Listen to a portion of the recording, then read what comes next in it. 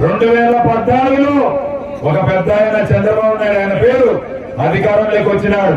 ఆయన అధికారంలోకి వస్తామని వర్ణదేవుడు అక్కడ చైనా వైపు వెళ్ళిపోయిన మన దగ్గర లేడు, ఇండియాలో లేనే లేడు.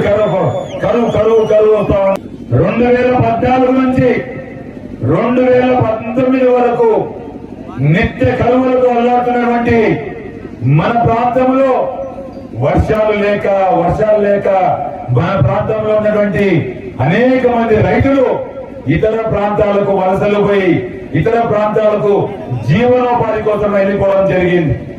ఆ సమయంలోనే మనం మన పెద్ద ఆయన దివంగత నేత రాజశేఖర రెడ్డి గారి బిడ్డ వైఎస్ జగన్మోహన్ రెడ్డి గారు పాదయాత్రలో భాగంగా మన ప్రాంతానికి 2017 సంవత్సరం డిసెంబర్ 19వ తారీఖున మన ప్రాంతానికి రావడం జరిగింది. అల్లమాడ వైఎస్ఆర్ విగ్రహం దగ్గర జరిగినటువంటి బహిరంగ సభలో జగన్మోహన్ రెడ్డి గారు ఆ రోజు 193 చెరువులకు నీళ్లు నేను ఖచ్చితంగా ఇస్తాను అని చెప్పి మాట ఇవ్వడం జరిగింది. ఆ మాట కట్టుబడి అధికారంలోకి వచ్చిన తర్వాత 2019 సంవత్సరం మే 30వ తారీఖున ఈ రాష్ట్రానికి జగన్మోహన్ రెడ్డి గారు ముఖ్యమంత్రిగా ప్రమాణ స్వీకారం చేసిన తర్వాత అసెంబ్లీలో ఇందాక శంకరన్న చెప్పినట్లు అసెంబ్లీలో రోజు కూర్చొని అన్నా మనం ఇద్దరం కలిసి మాట ఇచ్చినాం, ఇదో మీరు రైతులకి అందరూ సంతకాలు పెట్టించిన పేపర్లు ఏం చేద్దామని నేను ఇంకేముంది చేసేది సంతకం పెట్టాం చేసేది అని చెప్పాడు. అంటే ఇచ్చిన మాట కట్టుబడి ఖచ్చితంగా చేయాల్సిందే, ఈ ప్రాజెక్టు మనం మాట ఇచ్చాం చేయాల్సిందని చెప్పి జగన్ చెప్పడం జరిగింది. ఆ సంవత్సరమే మనకు 3 టీఎంసీల నీళ్లు 2020 సంవత్సరంలో మన ప్రాంతానికి 3 టీఎంసీల నీళ్లు జగన్మోహన్ రెడ్డి గారు మనకు అలకేట్ చేయడం జరిగింది. ఈ సందర్భంగా ఒక మాట చెప్పుకోవాలి, 2018 ఆఖరణ అందరినీ కాలంలో నీళ్లు వస్తే అదే బుక్కపట్నం చెరువులో నీళ్లు నిండితే ఈ పల్లె రఘునాథ రెడ్డి గారు చొక్కా ప్యాంటు 2 ఇప్పేసి జలకాలు ఆటాడుతా ఉన్నాడు.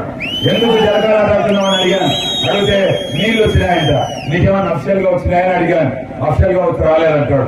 ఆ పక్క ఉన్నటువంటి పైన ఉన్నటువంటి గొల్లపల్లి చెరువు, గొల్లపల్లి రిజర్వాయర్ అవన్నీ దానికి ఆయకట్టు స్టెబిలైజేషన్ మొత్తం చేసుకున్నటువంటి పరిస్థితులు, కింద ఉన్నటువంటి చెరువులకు ఎక్కడే గాని మనకు అధికారికంగా వాటర్ అలొకేషన్ లేనటువంటి పరిస్థితి. ఎంతసేపు ఉన్నా ప్రజలను మభ్యపెట్టడం, ప్రజలకు మోసం చేయడం, ఆ విధంగా చంద్రబాబు నాయుడు పల్లె రఘునాథ్ రెడ్డి మోసం చేయడం జరిగింది. ఈ రోజు నేను ఒకటే మాట చెప్తాను, మీ బిడ్డలు ఉన్నతమైన స్థానంలో ఉండాలనే ఒక చిరకాల ఆకాంక్షతో ఒక మంచి ఆలోచనతో తీసుకున్నటువంటి నిర్ణయం ఇంగ్లీష్ మీడియం అనేది. మీ పిల్లలు ఇంగ్లీష్ మీడియం చదువుకుంటామంటే చంద్రబాబు నాయుడు గారికి పొట్ట గ్యాస్ తో నిండిపోయి చచ్చిపోతా ఉంటాడు. అంటే పొట్ట నిండా అసూయ అసూయ అసూయ. అంటే మీ బిడ్డలు ఇంగ్లీష్ మీడియం చదువుకోకూడదా? ఏమక్క మీ బిడ్డలు ఇంగ్లీష్ మీడియం చదువుకోకూడదా?